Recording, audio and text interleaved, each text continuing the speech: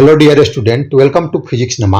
आज के इस वीडियो में हम लोग JEE मेंस 2022 में फिजिक्स से आए एक क्वेश्चन को सॉल्व करेंगे। यह question laws of motion chapter से लिया गया है। तो आइए क्वेश्चन को देखते हैं और इसको सॉल्व करते हैं।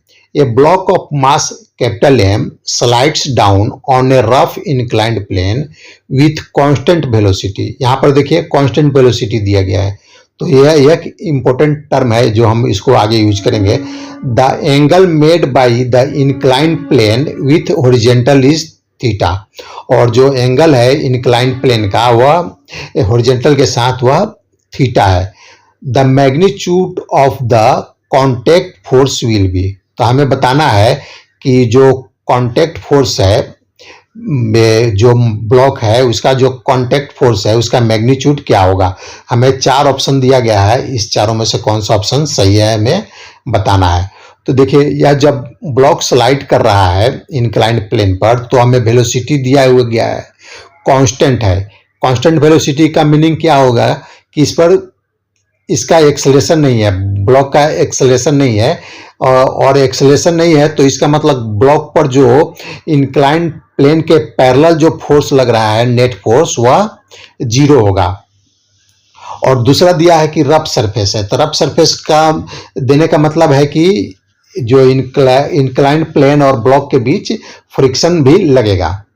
तो आइए अब हम लोग अगर यह ब्लॉक मूव कर रहा है इंक्लाइंड प्लेन पर, तो इस पर हम देखते हैं, इसका फ्री बॉडी डायग्राम बनाते हैं और देखते हैं कौन कौन से फोर्सेस इस पर लग रहा है। तो एक तो डाउनवर्ड डायरेक्शन में ग्रेविटेशनल फोर्स लगेगा mg, और इसका जो mg का जो कंपोनेंट होगा वह इंक्लाइंड प्लेन के पैरेलल डाउनवर्ड डायरेक्शन में वह mg sin थीटा होगा, और दूसरा कंपोनेंट mg cos थीटा होगा।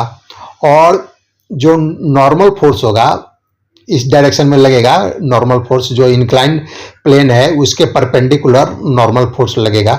नॉर्मल फोर्स हमेशा जो प्लेन है उसके परपेंडिकुलर लगता है, और इस पर फ्रिक्शन फोर्स लगेगा या इंक्लाइंड प्लेन के पैरेलल अपवर्ड डायरेक्शन में। और इसका वैल्यू मान लेते हैं कि F है, जो फ्रिक्शन फोर्स है उसका। और जो कांटेक्ट फोर्स है वह FC है, और इसका डायरेक्शन येलो जो एरो है उससे दिखाया गया है। Contact force acting on a body is not necessarily perpendicular to the contact surface. जो कांटेक्ट फोर्स होता है वह कोई ज़रूरी नहीं है कि जो कांटेक्ट सरफेस है उसके परपेंडिकुलर ही लगेगा। तो हम लोगों ने यह डायरेक्शन चूज किया है। मान लेते हैं कि इस डायरेक्शन में जो येलो एरो है उस डायरेक्शन में कांटेक्ट फोर्स लग रहा है।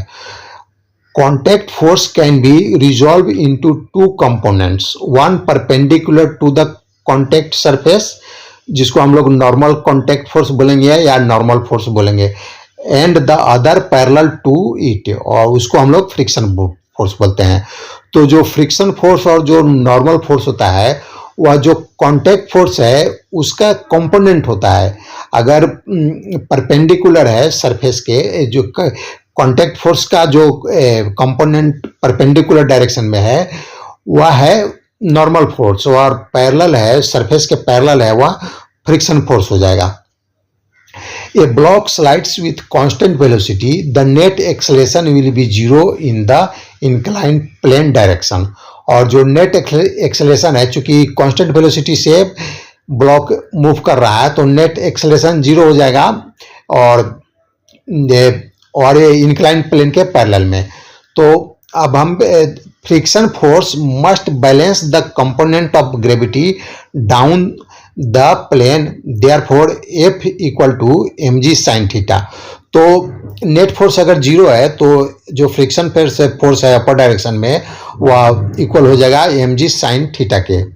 और the normal force N balances the perpendicular component of gravity, thus N equal to mg cos theta.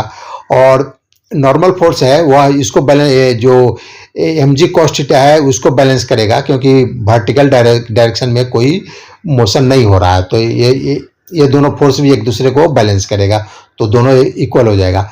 Contact force is the vector sum of the normal force and the friction force. अब देखिए, जो हमें contact force निकालना है, तो contact force क्या है? Vector sum of normal force और फ्रिक्शन फोर्स, इन दोनों का वेक्टर सम होगा।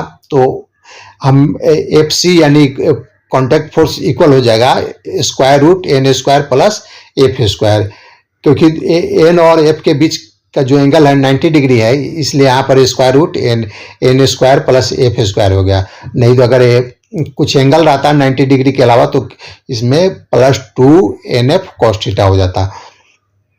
तो इसको और सिंप्लीफाई करते हैं, एन और एफ का वैल्यू पुटअप करते हैं, तो यह हो जाएगा square root mg cos theta का square plus mg sin theta का स्क्वायर।